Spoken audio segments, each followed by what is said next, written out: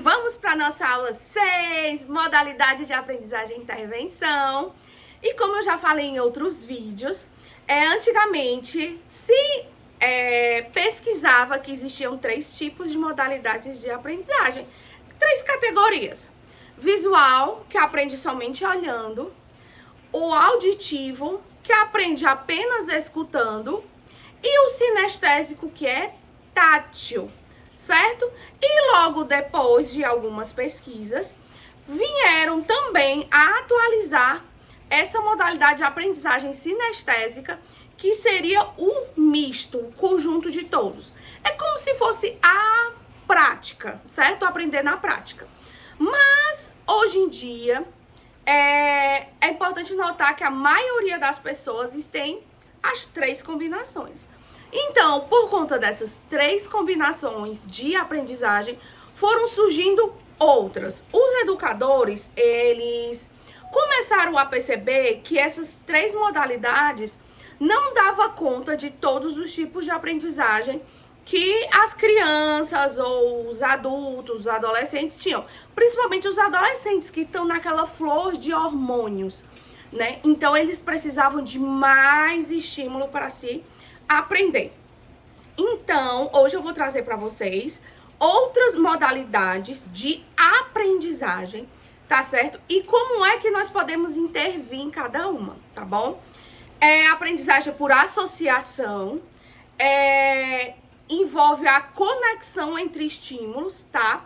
Como, por exemplo, a aprendizagem de associação, ela é dividida em algumas categorias, tá bom? A primeira categoria é o condicionamento clássico.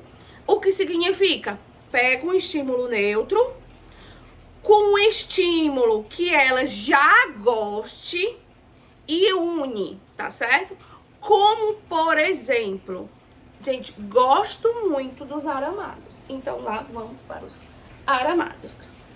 Como, por exemplo, esse daqui é o aramado montanha-russa, certo? A criança gosta, você já viu nos seus atendimentos que a criança gosta do montanha-russa. Ele é o mais completo, certo? Então, vamos associar esse que a criança gosta mais, um condicionamento positivo, certo? Uma resposta positiva, com uma que ela não goste. Então, o que podemos fazer? Principalmente com aquelas crianças que têm transtorno opositor desafiador, que só funcionam nos combinados, tá? Depois eu vou falar um pouquinho do transtorno opositor desafiador. Eles só funcionam no combinado. Então, vamos lá. Vamos combinar com a criança. Primeiro, você brinca com o que você gosta. E depois, nós iremos fazer uma atividade que envolva, nem que seja no papel, o mesmo estilo, o mesmo estímulo que ocasiona a montanha-russa. Então, é um estímulo neutro com um estímulo que provoque uma resposta positiva, que é a resposta que você quer que ele dê, certo? Existe também o condicionamento operante e o condicionamento respondente, certo? O condicionamento operante, o nome já diz, tá certo? Seria esse estímulo aqui, né? O estímulo do aramado. E o respondente seria o que você quer que ele lhe traga de resposta. E esse condicionamento clássico, ele é dividido entre alguns, certo? Seria o estímulo incondicionado, que podemos chamar de EI, tá? Que é um estímulo que provoca, assim, naturalmente, uma resposta específica. Um experimento. Por exemplo, vocês já ouviram falar de um teórico, filósofo, chamado Pavlov? É aquele que fez o experimento com o cachorrinho de bater o sininho? Pronto. Então, essa apresentação é o quê? De tanto você repetir, a criança vai aprender, certo? Aprender por repetição. Resumindo, o estímulo incondicionado é o antigo aprender por repetição, certo? A resposta incondicionada é o aprendizado. Ela aprendeu, então foi uma resposta incondicionada, certo? Você quer que ela aprenda o quê? Você quer que ela aprenda a entrar em sala de aula. Então, todos os dias, você vai estimular ela a cada vez mais entrar perto de sala de aula. Cada vez mais estar perto. Até que chegue um dia que você vai colocar a cadeira dessa criança do lado de fora da sala. E aí, você vai se aproximando até chegar na porta.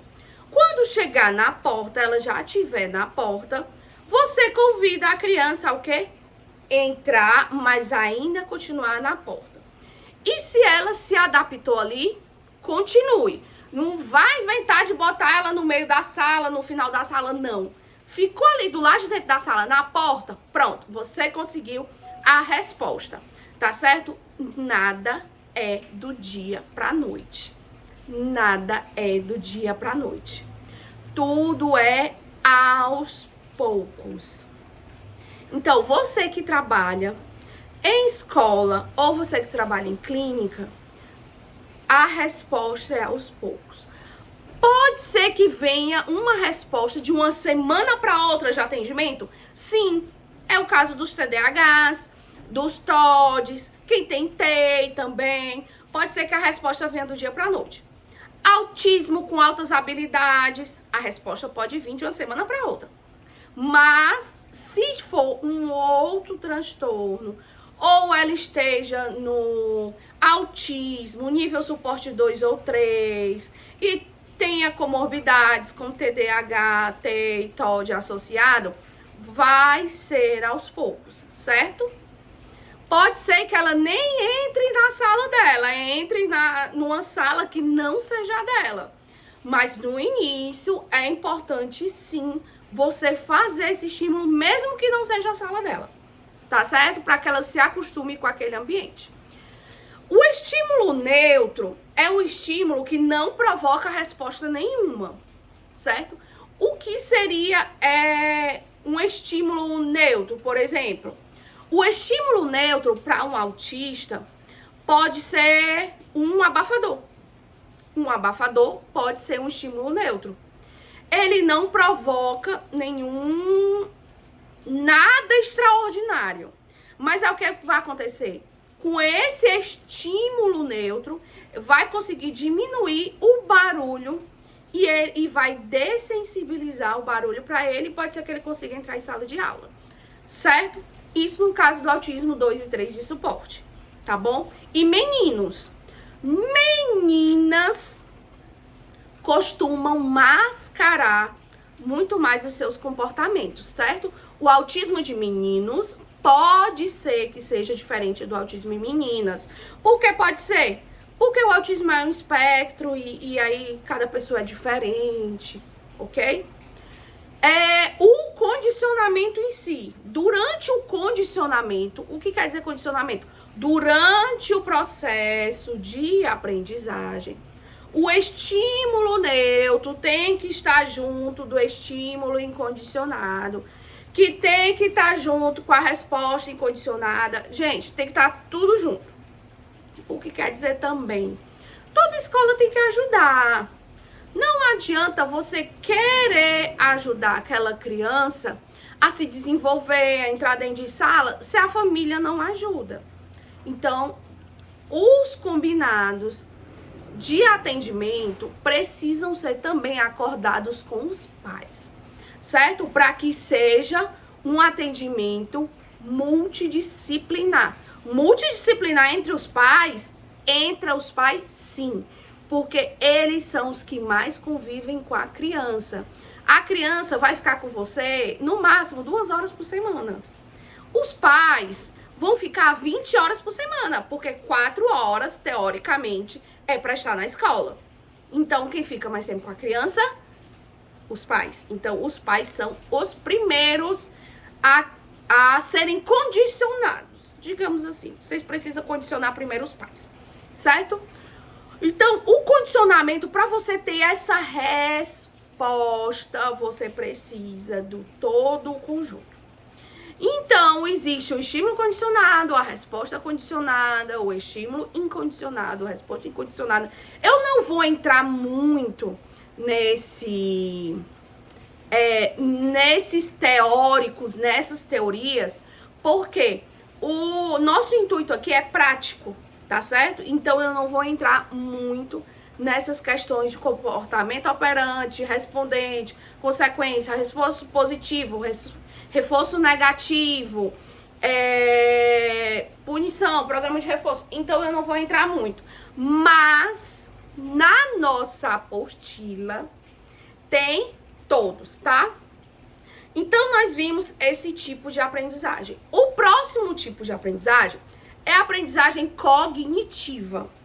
Ela envolve uma compreensão maior, mas ela é uma compreensão maior prática, certo?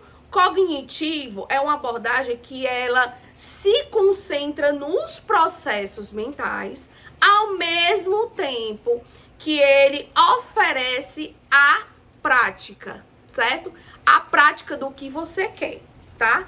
Então, a prática da aprendizagem cognitiva, ela vai estar alinhado ao quê? Quais são as subdivisões?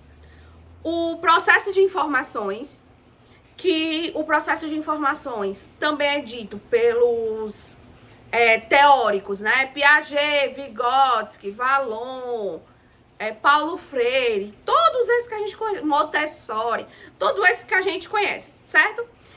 E esse processamento de informações, ele enfatiza a importância do pensamento. Por que que o TDAH, quando é criança ou adolescente, não consegue aprender muito? Mas, quando chega ali 16, 17 anos, dá aquele boom de aprendizagem. Porque a importância do processamento mental nessa época é muito grande. O que quer dizer? Que o pensamento de uma pessoa que tem TDAH, que é autista com TDAH, tem TOD ou um outro transtorno que venha ser do neurodesenvolvimento, ele vai acelerar o cérebro. Por exemplo, qual seria o normal? Que não é normal, que seria o típico. A pessoa pensar em áudio. Como assim pensar em áudio? Você conversar consigo mesmo, certo? Eu devia fazer isso. Não, mas isso aqui não é legal. Você pensar em áudio. Quem tem esses transtornos, não pense em áudio. Tudo é imaginado, é formado a cena na cabeça. Gente, a cena inteira é formada na cabeça. Se você falar, olha, o meu cavalo fugiu, pulou a cerca e comeu a grama do vizinho. Quem tem TDAH vai o quê? Vai formar essa cena na cabeça. Agora imagine uma aula inteira, a professora, por exemplo, de história ou de ciências, falando tudo do corpo e tudo da história da Guerra Fria. Gente, vai sobrecarregar a mente da pessoa. Vai sobrecarregar. Por que eu tô dizendo isso? Porque eu tenho TDAH. E eu sofri muito por conta disso. Porque ninguém me entendia, eu não conseguia tirar notas boas, era só ali na média. E ninguém entendia, mas sobrecarrega a mente. Quem mais sobrecarrega a mente e é pouco falado? Quem tem altas habilidades ou superdotação. Olha, quem tem altas habilidades ou superdotação, gente, tudo é chato. Tudo é chato. A aula é chata, a atividade é chata. Por quê? Porque não desafia ele. E por que precisa desafiar ele? Gente, é pra mente parar. É sério. É pra mente conseguir parar de ter pensamentos e a pessoa focar só naquilo. Eu também tenho altas habilidades. E o que é que me tira do pensamento acelerado? Leitura. leitura, ler, estudar, me tira desse pensamento acelerado. Então, vocês também precisam entender o lado do outro. O que é que ele está passando, certo? Mais uma observação do processamento de informações. Gente, é tanta coisa que eu quero falar pra vocês que, meu Deus, esse curso não ia dar só essas aulas, não. Vamos lá. Quem tem dislexia? Vamos lá. Quem tem dislexia, independente de ser uma dislexia neural ou uma dislexia biológica, que chama dislexia postural, o que significa uma dislexia que realmente vem do cognitivo ou uma dislexia que realmente vem do biológico, o que significa má formação mesmo, certo? Então, quem tem dislexia, gente, às vezes enxerga, vê as letras dançando. Isso aqui é dançar em Libras, tá, gente? Então, enxerga as letras dançando. Como é que a criança e o adolescente vai aprender aquilo ali se ele enxerga as letras dançando? Gente, enxerga as letras dançando. Agora, imagina, a criança tem TDAH e dislexia. A mente não para ainda enxergar as letras dançando. Gente, vamos ter também a empatia de entender o outro. Não só querer desenvolver atividade. Vamos tentar entender o outro, certo? Esquemas cognitivos, que são as estruturas, certo? Eu não vou entrar nessa seara das estruturas que são muito teóricos, certo? Que é como as sinapses fazem o transporte das informações, digamos assim, como é que a dopamina e a serotonina vai funcionar, por que precisa, muitas vezes, recaptar a serotonina, diminuir a dopamina, ou juntar os dois, o córtex pré-frontal. Gente, eu não vou entrar nessa seara, tá certo? Então, mas na apostila eu expliquei tudo, tá bom? A teoria da aprendizagem social. Você aprende com o social. Isso é muito comum, muito comum. A aprendizagem social para indivíduos surdos, né? Eu trabalho atualmente, agora, fazendo esse vídeo, eu trabalho com surdos. E é incrível como a aprendizagem social desenvolve a criança ou adolescente que é surdo. Porque ele está convivendo ali entre os pares. Então, se ele está convivendo entre os pares, ele vai precisar se comunicar de algum jeito. Então, ele vai acabar aprendendo a língua brasileira de sinais, que é a nossa aqui do Brasil, que são as Libras. Ele vai acabar aprendendo naturalmente. É incrível.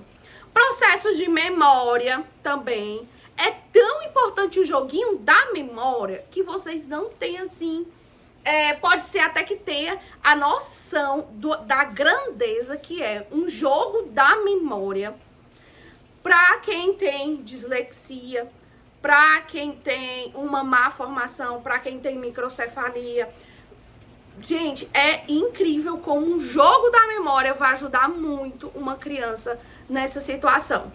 Resolução de problemas. Todo TDAH é mestre em resolver problemas. Apagar incêndios.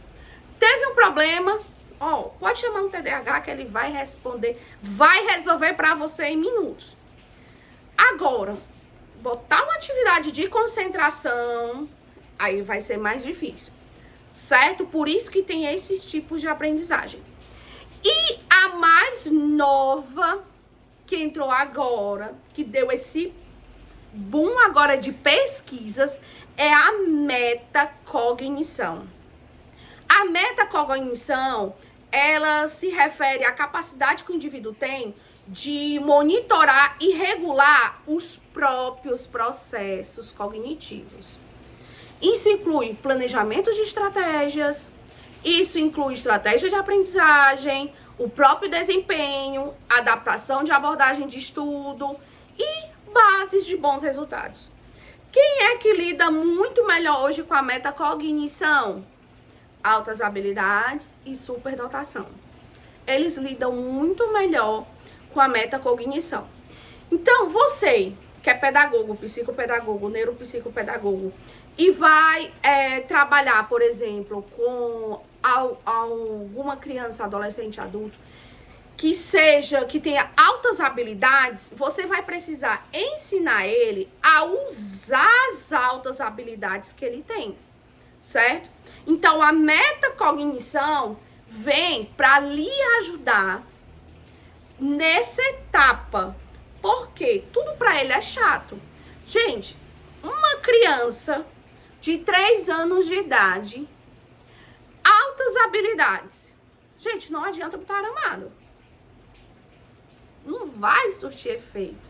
Não adianta colocar o cubo. Não vai. Gente, você tem que procurar outras coisas que realmente desafiem ele, tá certo?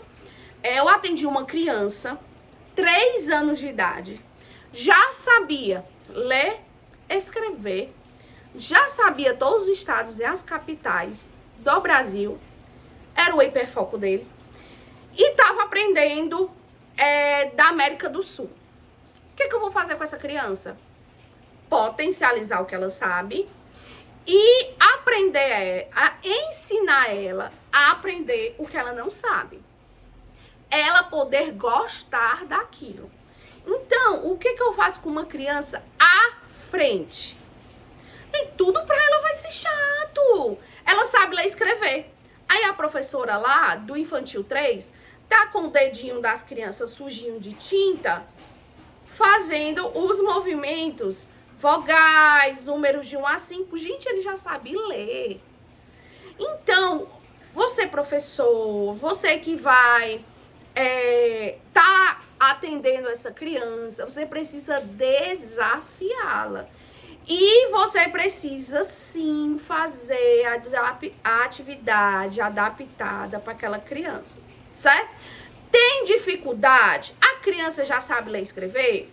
Professora do Infantil 5, me ajude aqui numa atividade para essa criança que está no seu nível, mas ela não pode ir para o Infantil 5 por causa da idade ou por causa da maturidade. Também existe a maturidade biológica. Não é porque com 3 anos de idade ela já vai saber ler e escrever que ela vai lá pro 1º ano, não. Ela não tem maturidade biológica para isso. Ela precisa acompanhar. Ela tem uma alta habilidade cognitiva, mas não é biológica. Então, certos, por exemplo, movimentos sociais ali na socialização, ela não sabe, ela precisa ir aprendendo. Então, nas atividades, você pode pedir, ajudar a professora do Infantil 5, do 1º ano, para adaptar uma atividade para essa criança e fazer uma atividade diferenciada. Vai ter 2 trabalhos? Vai. Mas você precisa potencializar aquela criança para que ela não tenha evasão escolar, que é muito comum. Altas habilidades, superdotação, se evadir da escola, tá? Aprendizagem por insight. Eu escutei aquilo ali, pensei. É mais comum em adultos. É mais comum ali no final da adolescência, adultos, jovens adultos, idosos, certo? Essa aprendizagem por insight. Ah! É isso. Pronto, aprendizagem por insight, certo? Compreensão súbita. A aprendizagem por insight tem essa modalidade que é a compreensão súbita. Eu tô aqui falando pra você e você teve uma ideia na hora. E você já vai executar. Compreensão súbita, tá? Compreensão súbita é aquela... Bum, aconteceu. Reorganização cognitiva. Gestalt. Gestalt é uma abordagem da psicologia que também está, digamos, com pesquisas na áreas educacionais, certo? Então, a Gestalt terapia, ela também trabalha a aprendizagem por insight e essa aprendizagem de reorganização cognitiva, tá? Da mesma forma também que existe a Gestalt, existe a ACP, abordagem centrada na pessoa, e também existe o behaviorismo, que aí já vem as ramificações do comportamento análise do comportamento e vai vindo até a terapia cognitiva comportamental, certo? Nessas evoluções. Não vou entrar nessa seara, porque na nossa apostila, certo? Já contém todos esses tipos, tá? E as aplicações práticas. O que são as aplicações práticas? Nossos atendimentos. Então, você vai elaborar um plano de atendimento de acordo com aquela demanda da criança. Não adianta você colocar para a criança um jogo das sombras. Se ela vai montar em 30 segundos. Não adianta, certo? Você precisa fazer um plano de atendimento para aquela criança. Existem muitos materiais. Coloquei aqui na aula da nossa plataforma de estudo. Nossa plataforma de estudo, você quer estudar em Libras. Acabar ensinando vocês Libras. Estudar em Libras.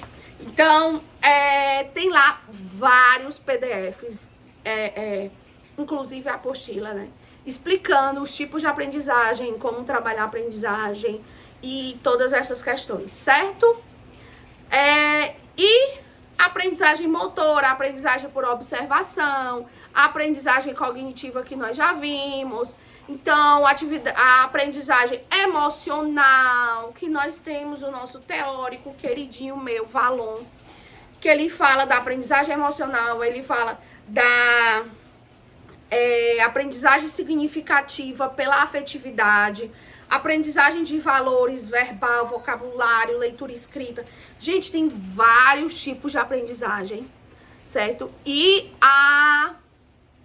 que você pode trabalhar.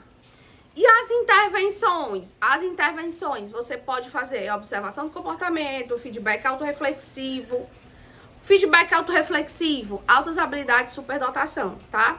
Questionamento direto, como já tem outro vídeo que eu pego cada joguinho desse e você vai brincando ali com a criança e fazendo um questionamento direto. Testes, questionários, experimentos diferentes, feedback, tanto você dá para os professores quanto os professores lhe darem de volta esse feedback, certo? E é importante lembrar que as pessoas podem ter uma variedade de estilo diferente de aprendizagem. Mas elas podem ter todas juntas ou cada uma servir para um momento, certo? Então, o conteúdo, ele não deve ser específico, direcionado ali. Como no autismo, que a gente chama rigidez cognitiva, né? Então, a gente também não deve atender na rigidez cognitiva. Tem que ser aquilo. Você faz um plano de atendimento, aquele plano que você também é professor. Você sabe que muitas vezes o plano, ele não funciona. Na hora do atendimento sai totalmente dependendo de como a criança chegue. Então, é útil adotar uma abordagem flexível, adaptativa, para essa criança conseguir dar conta de tudo que ela precisa dar conta, tá certo? Então, gente, foi uma aula longa, extensa, mas necessária, tá certo? Então, não se prenda a uma abordagem, não se prenda a uma abordagem. Utilize várias, para em vários momentos. Todas as abordagens dão conta de muitas coisas. Então, não se feche em uma abordagem. Você é psicopedagogo, neuropsicopedagogo, psicólogo, gente, não se feche. Eu sou da TCC, ninguém me tira. Eu sou da psicanálise, ninguém me tira. Freud é meu crush. Tipo Freud. Gente, Fritz Perls, Carl Rogers, pode ser qualquer um. Aaron Beck. Sim, não se feche.